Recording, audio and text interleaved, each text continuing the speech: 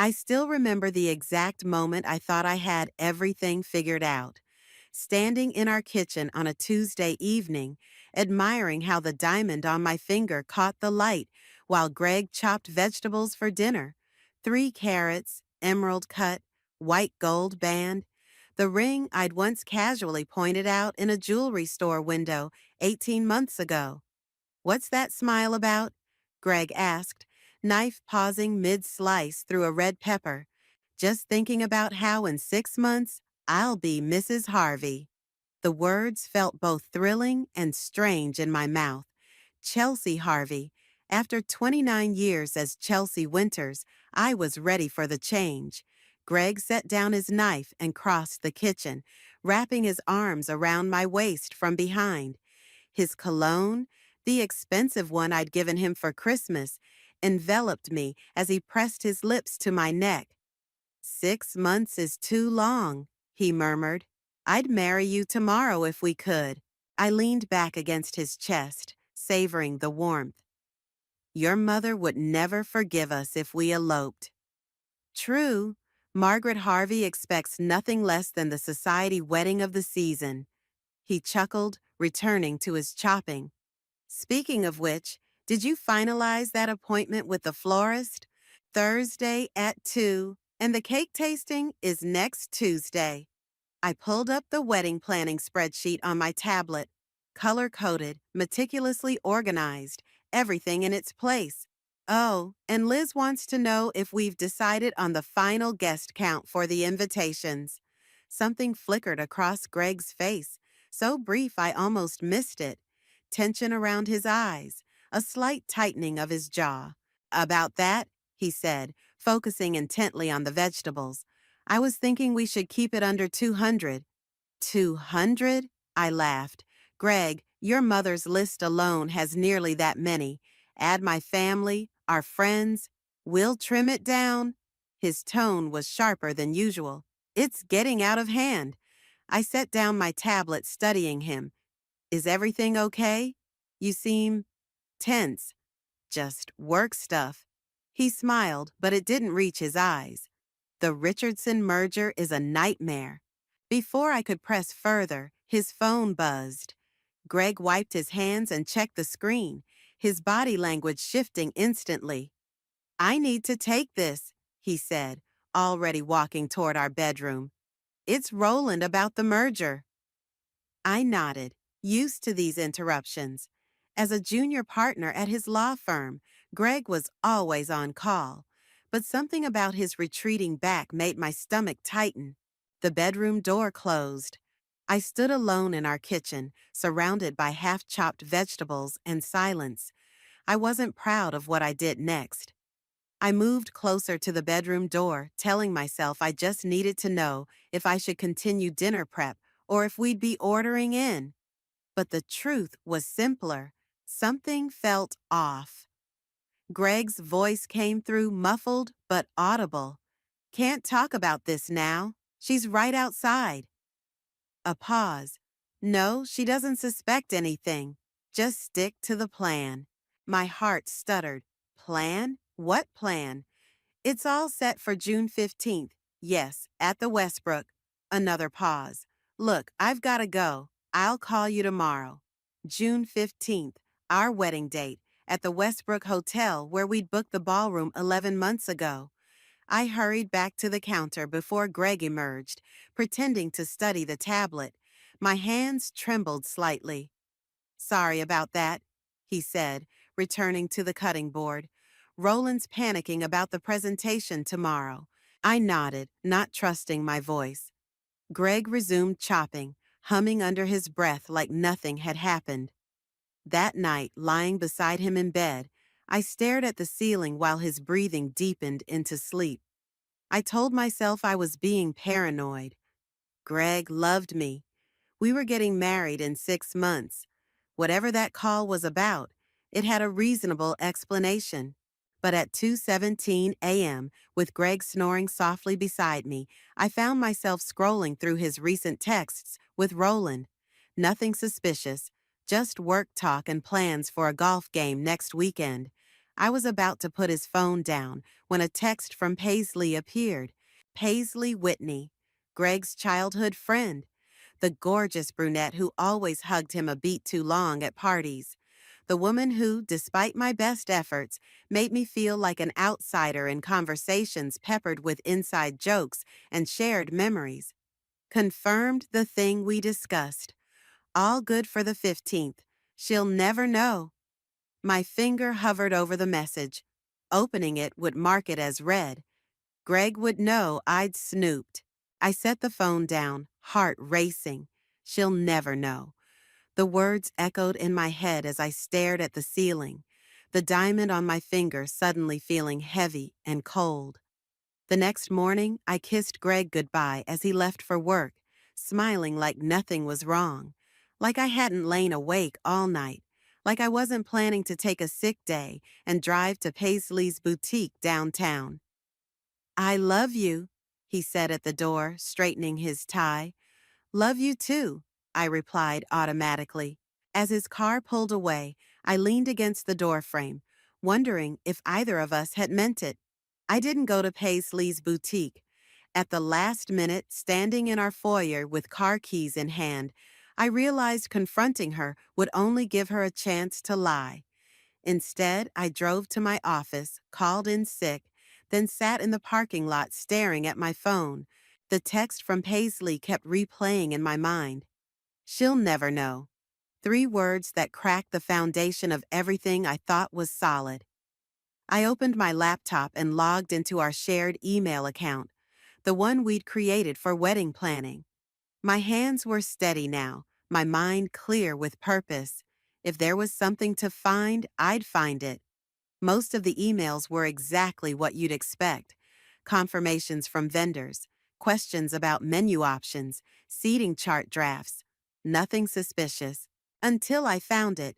An email from the Westbrook Hotel's event coordinator, dated 3 weeks ago. Dear Mr. Harvey, thank you for your updated guest list for the June 15th celebration. We've noted the changes and will adjust the seating chart accordingly. Please confirm the final head count by May 1st. I clicked on the attachment. A spreadsheet opened, listing names in alphabetical order. 212 guests. I scrolled through, recognizing Greg's family members, colleagues from his firm, college friends. Paisley's name was there, of course. Roland's, too. My finger froze on the scroll wheel. My name wasn't on the list, not just missing from the list. My parents weren't there either. Not Liz, not a single person from my side. I checked again, scrolling more slowly. Nothing. No one connected to me appeared anywhere on the guest list for my own wedding. My phone buzzed with a text from Greg. How are you feeling? Need me to bring home soup? I stared at his message, this casual act of caring from a man who'd apparently planned a wedding without me. I'm fine, I typed back. Just a headache. 3 dots appeared as he typed his response. Take it easy. Love you. I set the phone down without replying. By noon, I'd gone through every email in the account. There were dozens of communications about the wedding that Greg had never mentioned. Details he'd finalized without consulting me. Decisions made as if my opinion didn't matter, or as if I wouldn't be there. I called Liz. Hey, Sickie, she answered. Shouldn't you be in bed watching trashy TV? I need to ask you something, I said, my voice surprisingly calm. Has Greg talked to you about the wedding lately? Not really. Why? He hasn't mentioned any changes to the date or anything? A pause. Chelsea, what's going on? I don't know yet. I took a deep breath. But I need a favor. Can you call the Westbrook and ask about an event on June 15th? Just say you're confirming details for the Harvey celebration. Okay, but please, Liz, don't use my name. Just ask what kind of event it is. 20 minutes later, my phone rang. So I called, Liz said without preamble. The woman at the Westbrook was super helpful. The Harvey event on June 15th is a corporate celebration for the law firm's merger with Richardson Group. The car suddenly felt too small. I rolled down the window, gulping air. Chelsea, you still there? It's not a wedding, I whispered. No, definitely not. She said it's been planned as a corporate event from the beginning. Booked 8 months ago. 8 months ago, when Greg and I were already engaged, when we were supposedly looking at wedding venues together. There's more, Liz continued, her voice gentle. I asked if there was any other event for Greg Harvey at the hotel this year. She checked and said no. The world tilted sideways. He's not planning to marry me. Maybe there's an explanation, Liz offered, but her tone betrayed her doubt. Maybe he's planning a surprise? A surprise wedding where I'm not on the guest list? My laugh sounded hollow even to my own ears. Where my family isn't invited. Come over, Liz said. You shouldn't be alone right now. I need to think. After hanging up, I sat motionless, watching people come and go from the office building. Normal people having normal days. People whose fiancés weren't planning elaborate celebrations without them. My phone rang again. Roland's name flashed on the screen. I answered without thinking. Chelsea, hey, is Greg with you? Roland sounded rushed. No, I'm not feeling well. I stayed home.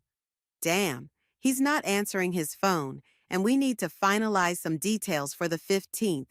The caterer needs a decision on the champagne for the toast. My heart pounded. The toast? Yeah, when Greg announces the merger, it's his big moment. First major deal as partner. He wants everything perfect.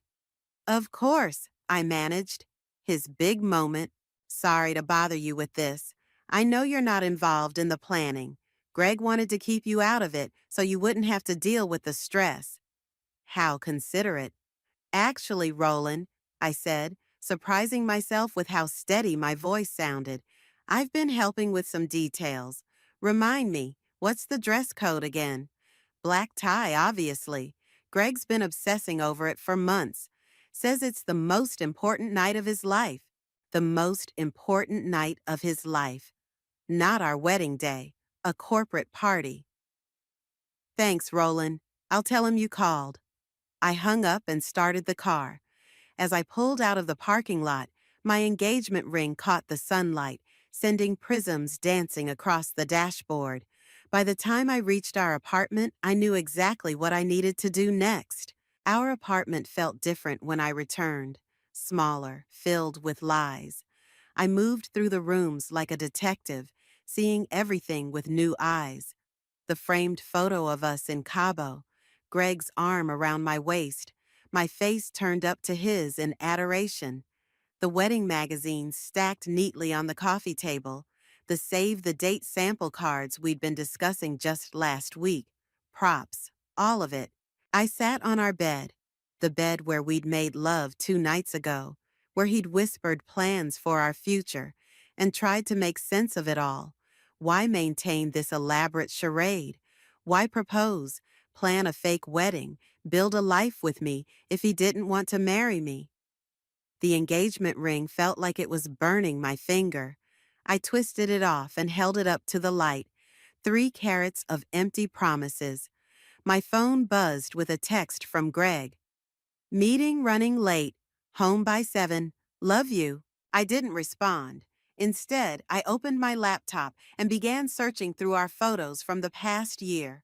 There were hundreds. Dinners, vacations, parties with friends. I studied Greg's face in each one, looking for signs I'd missed. Had he been faking it all along? Was anything real? In one photo from New Year's Eve, I noticed something I hadn't before. While I beamed at the camera, Greg was looking slightly to the side, at Paisley, who stood just out of frame in the next photo. I closed the laptop and did what I should have done hours ago. I called my mother. Chelsea, what a nice surprise, she answered, her voice instantly soothing. Mom, My voice cracked. I hadn't realized how close to breaking I was until I heard her voice. What's wrong, sweetheart? The whole story spilled out. The mysterious text, the guest list without my name, Roland's call about the corporate party. With each detail, my mother's silence grew heavier.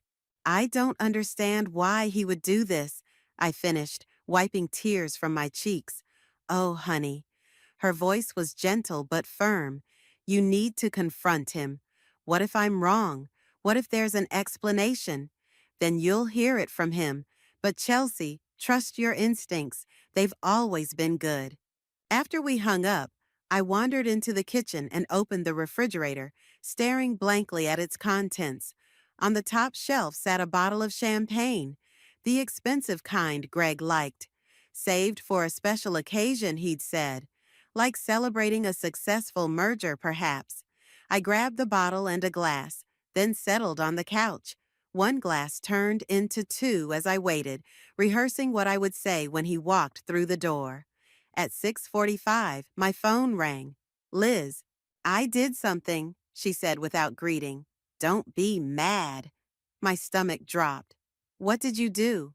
I called Krista Burns, our mutual friend who worked at Greg's law firm. Why would you? Because she knows things, Chelsea. She's at the firm every day. She hears things. I set down my glass. And?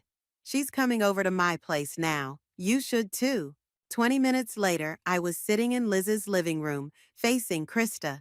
Her expression was a mixture of pity and discomfort that made my skin crawl. Just tell me, I said. Krista twisted her hands in her lap. I didn't know how to tell you this. I thought maybe it wasn't my place. Tell me what? The merger celebration is real, she said slowly. But there's more to it. Greg's been seeing someone at the firm, Meredith, from corporate accounts. The room tilted slightly. Seeing someone, you mean? They've been together for about 4 months. Everyone at the office knows. 4 months, while he was planning our wedding, while he was sleeping in our bed. There's a rumor, Krista continued, her voice dropping, that he's going to announce their engagement at the party. After the merger announcement, the champagne churned in my stomach. He's going to propose to someone else at the party he told me was our wedding date. Liz moved to sit beside me, her arm around my shoulders. I'm so sorry, Chelsea. Does everyone know? I asked, my voice small. About me, I mean. Do they all know I'm being played for a fool? Krista looked away. Not everyone, but some people, yes. The humiliation burned worse than the betrayal. Strangers pitying me, laughing behind my back while I picked out flower arrangements and cake flavors. I need to go, I said suddenly, standing up. You can't confront him like this, Liz said, grabbing my arm. You're upset. You've been drinking. I'm not going to confront him. A strange calm settled over me. Not yet. Back in my car, I sat for a long moment before starting the engine. The engagement ring sat heavy in my pocket where I'd stuffed it earlier. 3 carats, emerald cut, white gold band. I drove to a small jewelry store downtown, one I knew stayed open late. The elderly appraiser examined the ring carefully, turning it under a special light. Beautiful piece, he said. May I ask why you're selling? It doesn't fit anymore, I replied. He named a price, less than I'd hoped, more than I'd feared. Enough. I'll take it, I said. Walking out with a check instead of a ring, I felt lighter, the first step towards something, though I wasn't sure what yet. My phone buzzed with a text from Greg. Just got home. Where are you? I typed back. With Liz, girl stuff. Don't wait up. Then I called Paisley. Chelsea? She sounded surprised. Is everything okay? Actually, no, I said, my voice steady. We need to talk. Tomorrow, about Greg. There was a long pause before she answered. I think you're right. It's time. I didn't go home that night. I couldn't face sleeping next to Greg, pretending everything was normal while my insides twisted with betrayal. Instead, I crashed on Liz's couch, staring at the ceiling until dawn broke through the blinds. You look like hell, Liz said, handing me coffee in her chipped girl boss mug. Thanks. I took a sip, wincing at the strength. Liz always made coffee that could strip paint. What's the plan with Paisley? I checked my phone. 3 missed calls from Greg. 6 texts ranging from concerned to irritated. Nothing from Paisley yet. I'm meeting her at Blackbird Cafe at 10. I set down the mug. I need to know how deep this goes, how long she's known. And then what? Liz perched on the arm of the couch. You confront Greg? I shook my head. Not yet. I need more information first. Information for what? The question hung between us. What exactly was I planning? To catch Greg in the act? To publicly humiliate him the way he'd humiliated me? I don't know, I admitted, but I'm done being the clueless fiancé. At 9:55, I walked into Blackbird Cafe. The familiar scent of coffee and pastries turned my stomach. Greg and I had spent countless Sunday mornings here, planning our future over croissants and lattes. Paisley was already seated in a corner booth, fidgeting with a sugar packet. She looked up when I approached, her expression guarded. Thanks for meeting me, I said, sliding into the seat across from her. I ordered you a vanilla latte, she said, pushing a steaming mug toward me. My usual order. Of course she knew it. How long have you known? I asked, skipping the small talk. Paisley's eyes dropped to the table. Known what? That Greg's been cheating on me, that our wedding is a sham, that he's planning to propose to someone else. Her head snapped up. Propose? To who? Meredith from his office. Paisley's face went through a series of emotions. Shock, confusion, then something like anger. That's not what he told me. What did he tell you? She hesitated, twisting the sugar packet until it burst, white granules spilling across the dark table. That he was having doubts about marrying you, that he needed time. The party at the Westbrook was supposed to be a celebration of the merger, yes, but also a way to buy time while he figured things out. By lying to me? By letting me continue planning a wedding that was never going to happen? He said he didn't want to hurt you. Her voice was small. He cares about you, Chelsea. He just... Don't. My voice cut through the cafe, sharper than I intended. A few heads turned our way. I lowered my voice. Don't tell me he cares about me. Men who care don't do this. Paisley looked genuinely distressed. I swear I didn't know about Meredith or any proposal plans. I studied her face, searching for deception.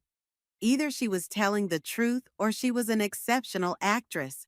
What was the text about? The one saying, she'll never know? Paisley flushed. The party? He didn't want you to know it wasn't really your wedding date. He was going to suggest postponing a few weeks before, claim a work emergency. And you helped him with this plan? I told him it was wrong, she said quickly. I told him to be honest with you. But you still helped him. The betrayal stung fresh. Paisley had been in our lives for years. I'd invited her into my home, shared meals with her, trusted her. I've known Greg since we were kids, she said, as if that explained everything. But I never wanted to see you hurt. Yet, here we are. Paisley reached across the table, her fingers stopping just short of mine. What are you going to do? I haven't decided yet. I took a sip of the latte she'd ordered me. It tasted like cardboard. But I need to know everything. When did this start? The doubts, the cheating, all of it. Paisley's story unfolded between sips of cooling coffee. Greg's cold feet had started months ago, around Christmas. The Meredith affair was news to Paisley, but she wasn't entirely surprised. There had been rumors about Greg's wandering eye long before he met me, rumors Paisley had dismissed as jealousy from others. There's something else, she said finally, something I probably should have told you a long time ago. My stomach clenched. What? Greg and I, we were together once. Years ago, before he met you. It didn't work out, but you still have feelings for him. The pieces clicked into place. Paisley's lingering hugs, her constant presence, the way she always managed to be included in our plans. She didn't deny it. It doesn't matter how I feel. He chose you. Did he? I laughed bitterly, because it seems like he's choosing Meredith now. As I walked out of the cafe, my phone buzzed with a text from Greg. Where are you? I'm worried. Please come home so we can talk. Home. The word felt hollow now. Instead of responding, I called Roland. Chelsea? He sounded surprised. Everything okay? Actually, I need a favor. It's about the party at the Westbrook. What about it? I want to help with the planning. It's important to Greg, which means it's important to me. There was a pause. Are you sure? Greg was pretty clear about keeping you out of it.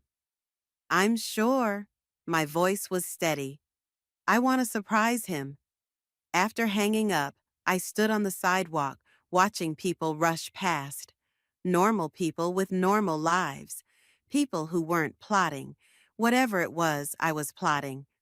My phone buzzed again. A text from Liz. How did it go with Paisley? I typed back. I need your help with something. Something that might be a little crazy. Her response was immediate. I'm in. I finally went home that afternoon. The apartment was empty. Greg had left a note saying he had meetings all day. Perfect. I needed space to think, to plan. I sat cross-legged on our bed, laptop open, staring at the email Roland had forwarded, the complete planning details for the Westbrook event. Everything from the menu, filet mignon, Greg's favorite, to the seating chart, Meredith at the head table, right beside Greg, to the minute-by-minute schedule. 9:45 p.m., GH speech, plus special announcement. The special announcement made my stomach clench. I now knew exactly what it was. My phone buzzed with a text from Liz. Operation Karma is a go. What's next? I smiled despite everything. Liz had been my rock through this nightmare, ready to help me without question. I typed back, working on it. Meet me at your place at 7? As I closed my laptop, something caught my eye. The framed photo on our nightstand. Greg and me in Aspen last winter, snowflakes catching in my hair as he kissed my cheek. We looked happy. We had been happy, hadn't we? I picked up the frame, studying Greg's face. Had he been faking it even then? Had any of it been real? The sound of keys in the door jolted me back to reality. I shoved the laptop under the covers just as Greg walked into the bedroom. There you are. Relief washed over his face. I've been worried sick. Sorry, I said, forcing a smile. Girl emergency. Liz was having a crisis. He sat beside me on the bed, taking my hands in his. His touch, once comforting, now made my skin crawl. You could have called, he said, his thumb brushing over my knuckles. Then he frowned. Where's your ring? I'd forgotten about the ring. The ring I'd sold yesterday. I took it to be cleaned, I lied smoothly. It was looking a little dull. Greg nodded, seemingly satisfied. I missed you last night. I missed you too. The words tasted like ash. He leaned in to kiss me, and I let him, fighting the urge to pull away. His lips moved to my neck, his intentions clear. I can't, I said, pulling back. I'm not feeling well. That's part of why I stayed at Liz's. Concern creased his brow. What's wrong? Just a stomach ache. At least that wasn't a lie. My stomach had been in knots for days. Poor baby. He kissed my forehead. Get some rest. I need to head back to the office anyway. Big presentation tomorrow. After he left, I showered, scrubbing at my skin as if I could wash away his touch. Then I packed an overnight bag and headed to Liz's. She opened the door with a glass of wine in hand. You look like you need this more than I do. I took the glass and drained half of it in one gulp. That bad, huh? She led me to her living room, where Krista sat surrounded by papers. I've got everything you asked for, Krista said, handing me a folder. Guest list, schedule, security details. I flipped through the pages, my resolve strengthening with each detail. This is perfect. Chelsea, Krista said hesitantly, are you sure about this? It's not too late to just confront him privately. And let him spin more lies? I shook my head. He needs to face what he's done, publicly, the way he was planning to humiliate me publicly. I get that, but he's been living a double life, Krista, sleeping with Meredith while planning a wedding with me, letting me believe in a future that was never going to happen. My voice cracked. Do you know what that feels like? To realize your entire relationship was a lie? Krista looked away. No, I don't. I'm not just doing this for revenge, I continued, softer now. I'm doing it because he shouldn't get to walk away from this unscathed. He shouldn't get to be the good guy who everyone congratulates on his new engagement while I'm left picking up the pieces. Liz squeezed my shoulder. We're with you, whatever you need. We spent the next hour finalizing our plan. It was simple but effective. I would attend the party uninvited, wait for Greg's big announcement, and then make one of my own. What about after? Krista asked. Have you thought about that part? I hadn't. In my mind, the plan ended with Greg's public humiliation. I hadn't considered the aftermath, where I would go, what I would do. I'll figure it out, I said, but uncertainty crept in. Was I really ready to blow up my entire life? As if reading my thoughts, Liz said, You can stay with me as long as you need. We'll get through this together. My phone buzzed with a text from Greg. Working late, don't wait up. Love you. The casual love you made me want to scream. How many times had he sent the same text to Meredith? As I stared at the message, another text came through from Paisley. We need to talk again. There's something you should know before you do anything. I showed the text to Liz. What do you think? Could be a trap, she said. Maybe Greg suspects something and put her up to it. Or maybe she knows something important. I typed back to Paisley. When and where? Her response was immediate.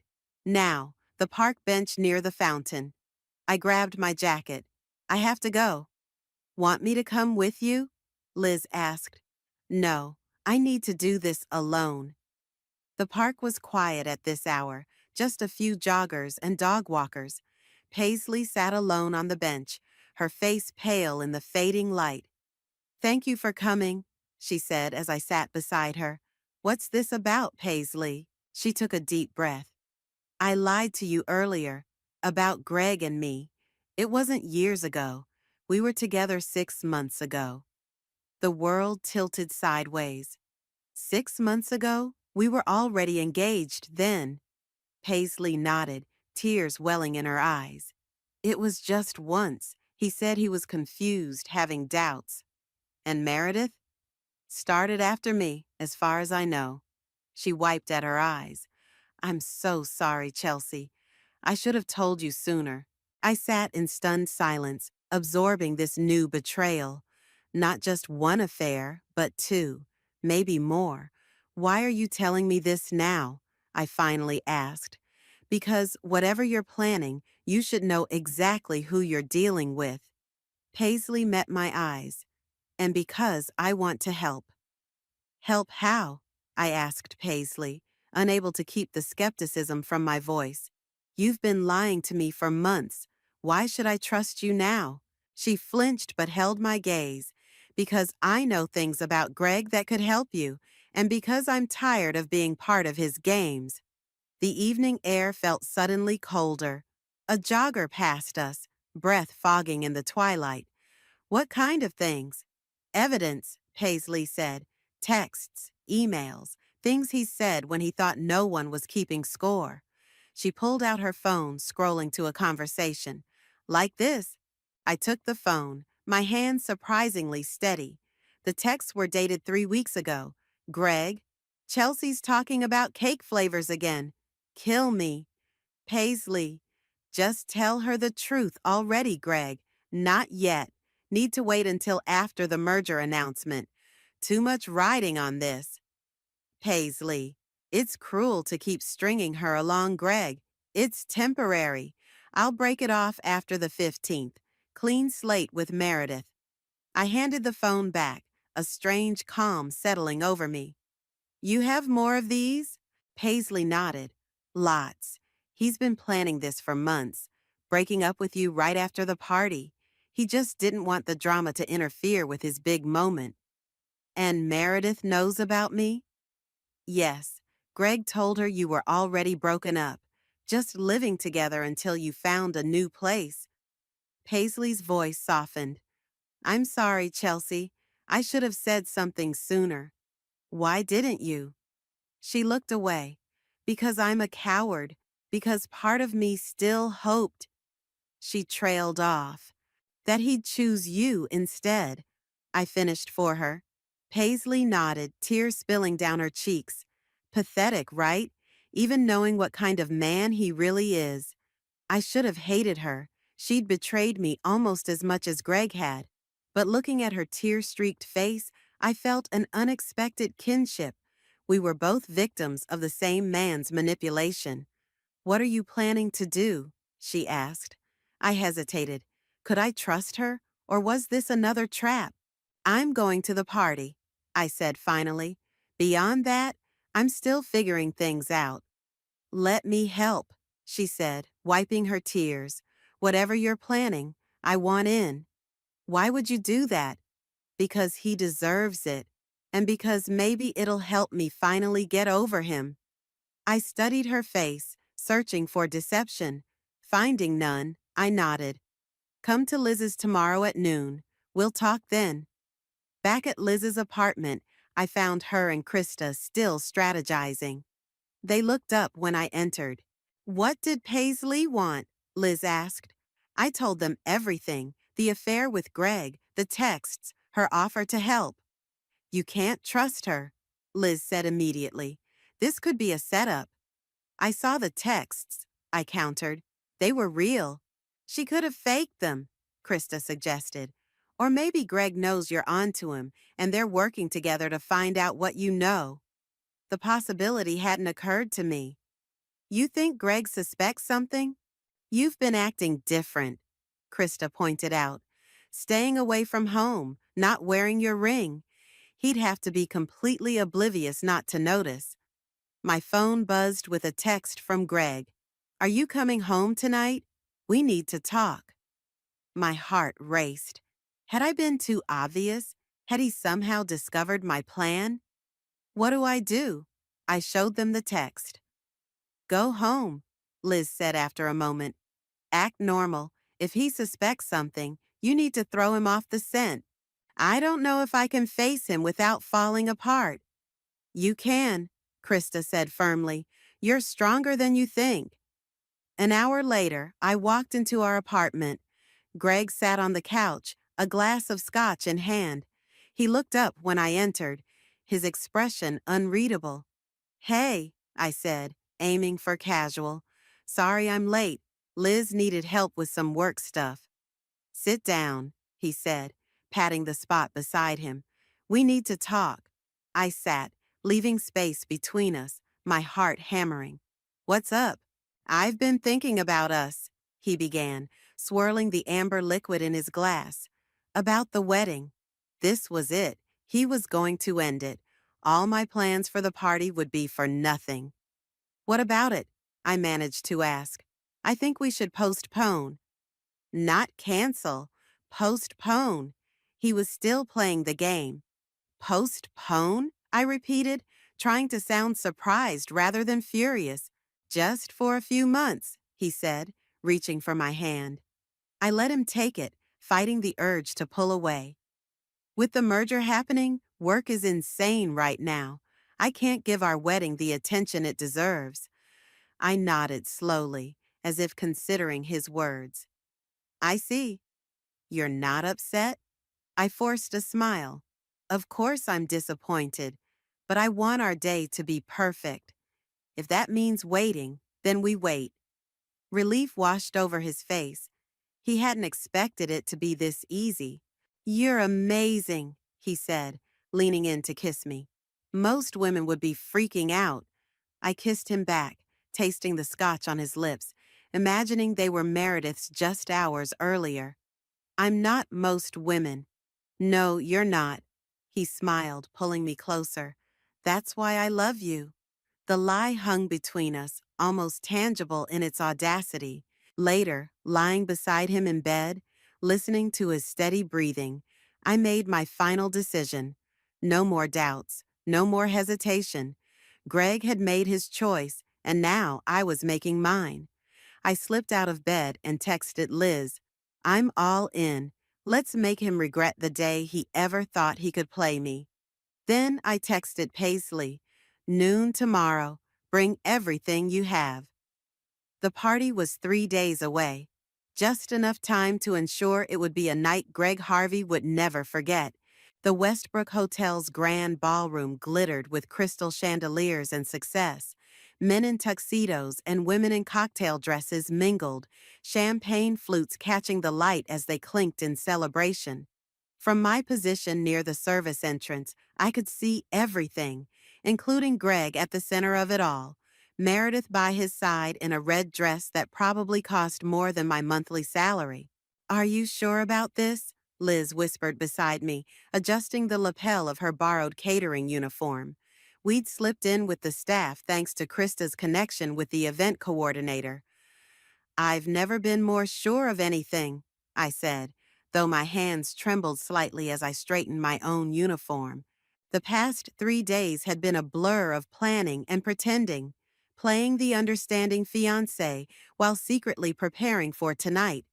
Greg had been so wrapped up in the merger that he barely noticed my distraction, my frequent absences. The missing engagement ring I claimed was still being cleaned. There's Paisley. Liz nodded toward the bar where Paisley stood in a sleek black dress, looking nervous but determined.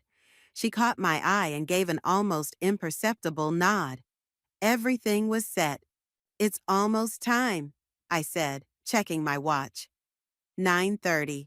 15 minutes until Greg's speech and his special announcement. Liz squeezed my arm. You don't have to go through with this. We could leave right now, and you could confront him privately tomorrow. For a moment, I wavered. Was I really going to do this? Publicly expose Greg and humiliate not just him, but myself? Everyone would know I'd been played for a fool. Then I saw him laugh at something Meredith said, his hand resting possessively on her lower back, the same way it had rested on mine countless times. The same practiced gesture, the same practiced smile. No, I said firmly, he doesn't get to walk away from this clean. At 9:40, Roland tapped a knife against his glass, calling for attention. The crowd quieted as he introduced Greg, applauding as my fiancé, no, my ex-fiancé, took the small stage at the front of the room.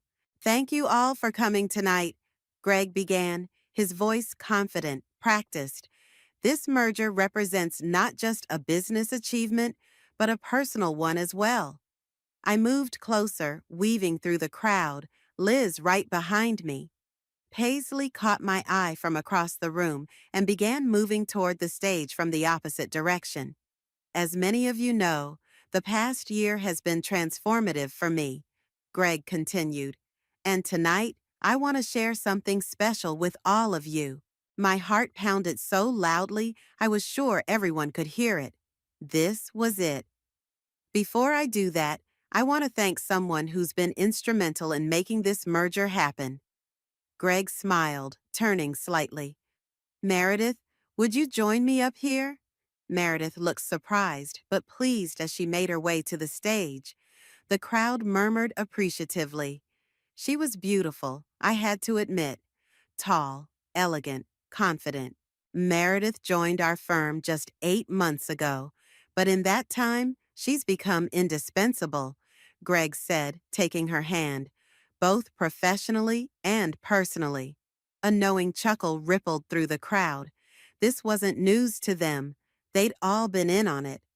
I stepped forward, my catering uniform allowing me to move through the crowd unnoticed. 20 feet from the stage now. 15. In fact, Greg continued, reaching into his pocket, I can't imagine my future without her. The crowd gasped as he pulled out a small velvet box. Meredith's hand flew to her mouth in what looked like genuine surprise. 10 feet from the stage. Meredith, Greg said, dropping to one knee. Will you? Interesting proposal, Greg, I said loudly, stepping into the open space before the stage. Especially considering you're already engaged. The room went silent. Every head turned toward me. Greg froze, still on one knee, the ring box open in his hand. His face drained of color as he recognized me. Chelsea, his voice cracked. What are you doing here? I came to celebrate, I said, my voice surprisingly steady. Your merger, your engagement, your extraordinary talent for living a double life. Meredith looked from Greg to me, confusion giving way to understanding. Your Chelsea, his ex-fiancé? Ex? I raised my eyebrows. That's news to me. As of this morning, we were still very much engaged, still sharing an apartment, still planning our wedding. I turned to the crowd. Or at least, I was planning a wedding. Greg was planning this. Murmurs swept through the room. Greg stood, closing the ring box, his expression hardening. This isn't the place, Chelsea. No. I stepped closer to the stage. Funny, you seemed perfectly comfortable making your announcement here, in front of all these people, on what was supposed to be our wedding date. Gasps and whispers now. Meredith stepped back from Greg, her face a mask of humiliation. You told me you broke up months ago, she said to Greg, her voice tight with anger. He told me we were postponing the wedding because of work stress, I countered. Turns out he's been lying to both of us. Greg's face flushed with anger. That's enough, Chelsea. You're making a scene. A scene? I laughed, the sound brittle even to my own ears. You haven't seen a scene yet. I nodded to Paisley, who stepped forward from the other side of the room. Greg's been playing us all, she said, her voice carrying across the now silent ballroom. He was with me 6 months ago, while engaged to Chelsea. Then he moved on to Meredith, while still planning a wedding with Chelsea. Roland stepped forward, confusion on his face. Greg, what the hell is going on? Greg's composure cracked. This is ridiculous. You're all overreacting. I was going to end things with Chelsea after tonight. I just didn't want to deal with the drama before the merger. The drama, I repeated, my voice ice cold. That's what our 3-year relationship was to you? Drama to be managed? I turned to face the crowd, making eye contact with as many people as I could. I came here tonight not just to expose Greg, but to reclaim my dignity. I wanted you all to know that I wasn't some pathetic, clueless girlfriend. I knew, and I refused to let him control the narrative any longer. The room was utterly silent now, all eyes on me. So congratulations on your merger, Greg, and good luck with your next engagement. I'm sure it will be as meaningful and honest as ours was. With that, I turned and walked toward the exit, head high, heart pounding. Behind me, I heard the eruption of voices, Meredith's angry accusations, Greg's desperate attempts to explain. I didn't look back. The night air hit my face as I pushed through the hotel's revolving doors, cool and clarifying after the stifling tension of the ballroom. My legs carried me across the marble-floored lobby and out to the fountain plaza, where water danced and sparkled under carefully positioned lights. I sat on the fountain's edge, suddenly aware of my racing heart, the adrenaline coursing through my veins. I'd done it. After days of planning, of pretending, of swallowing my rage, I'd finally exposed Greg for what he was. So why didn't I feel better? Chelsea! I looked up to see Liz hurrying toward me, still in her catering uniform, concern etched across her face. Are you okay? She asked, sitting beside me. I don't know, I admitted. I thought I'd feel triumphant. Instead, I just feel empty. You were amazing in there, she said. You should have seen Greg's face after you left. Meredith threw the ring at him and stormed out. Half the room followed her. The other half just stood there staring at him like he'd grown a second head. I should have felt satisfaction at that image. Instead, I felt a strange pang of sympathy. Not for Greg, never for Greg, but for the life I'd thought we had, the future I'd planned. All of it gone, exposed as a mirage. What happens now? I asked, more to myself than to Liz. Before she could answer, the hotel doors opened again. Paisley emerged, followed by Roland and Krista. They spotted us and walked over. That was quite a show, Roland said, loosening his tie. I had no idea, Chelsea. None of us did. I think some of you did, I said, not unkindly. You just looked the other way. He had the grace to look ashamed. Maybe. I'm sorry. Paisley sat on my other side. Greg's still in there, trying to salvage what's left of his reputation. It's not going well. Good, Liz said firmly. Is it, though? I looked at each of them. Will humiliating Greg change anything? Will it undo what he did? Will it make me feel whole again? Maybe not, Krista said gently, but it stopped him from hurting Meredith the way he hurt you. And it showed him he can't treat people like disposable props in his life.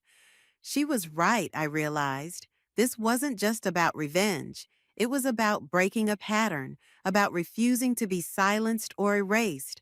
The hotel doors opened again.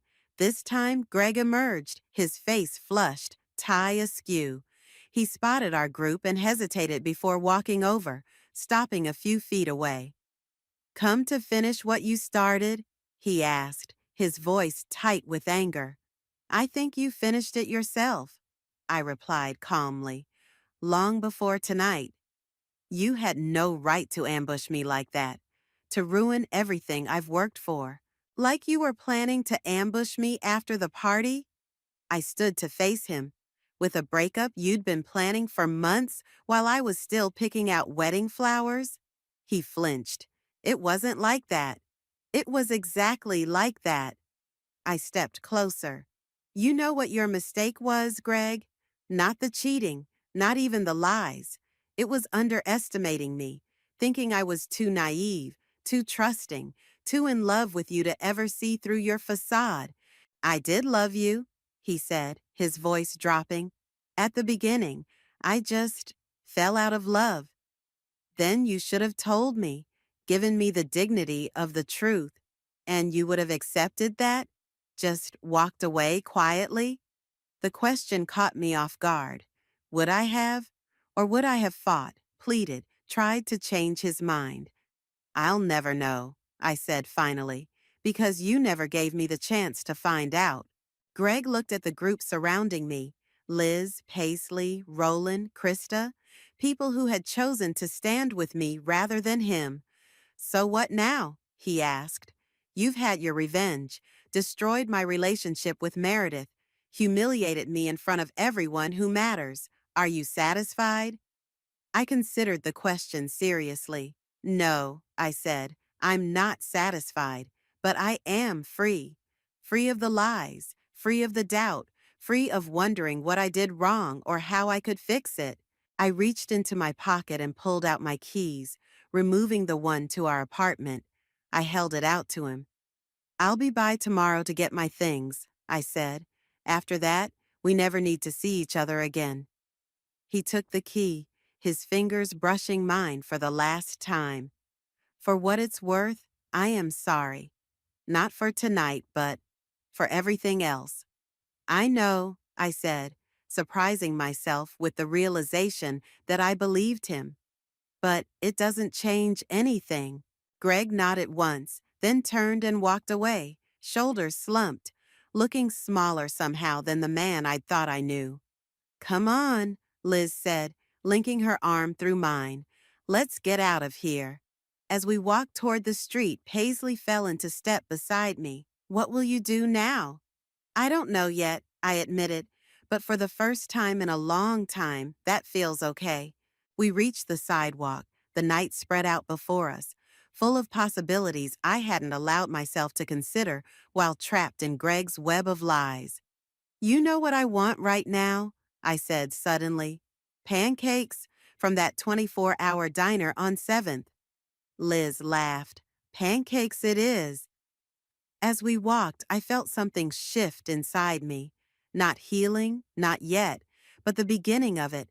The first step on a path that was entirely my own. "You're going to be okay," Krista said, as if reading my thoughts.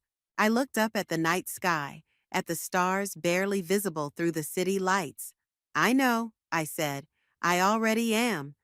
And in that moment, standing on the sidewalk with people who had seen me at my worst and still stood by me, I realized it was true.